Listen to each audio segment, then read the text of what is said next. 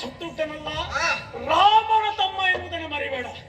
ರಾಮ ಏನು ಎಷ್ಟು ಎನ್ನುವುದನ್ನಾಗಿ ತಿಳಿದುಕೊಂಡವ ನೀನಿರಬಹುದು. ರಾಮ ಏನಾಗ್ಲಿ ನೀನೇನು ಬೇಡವಾ ತಡಿ, ಅದನ್ನೇ ಹೇಳ್ತೇನೆ. ಆದ್ರೆ ಬಾಲ್ಯದಿಂದಲೂ ಅವನನ್ನ ಕಂಡು ಬೆಳೆದವನಾನು. ಈಗ ಸಾಮಾನ್ಯವಾದಂತಹ ಒಂದು ಕೋಗಿಲೆ, ಆ ಕೋಗಿಲೆಗೆ ತನ್ನತನ ಗೊತ್ತಾಗುವುದು ಯಾವಾಗ?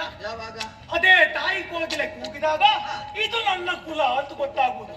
ಅದೇ ರೀತಿಯಾಗಿ ಬಾಲ್ಯದಿಂದಲೂ ನಮ್ಮ ತಾಯಿಯ ಹಾಲುಣಿಸುವಾಗಲೂ ಕೇಳಿದಂತಹ ಪದಗಳು ಇನ್ನೂ ನನಗೆ ಮನಸ್ಸಿನಲ್ಲಿ ಹಾಗೆ ಉಳಿದಿದೆ.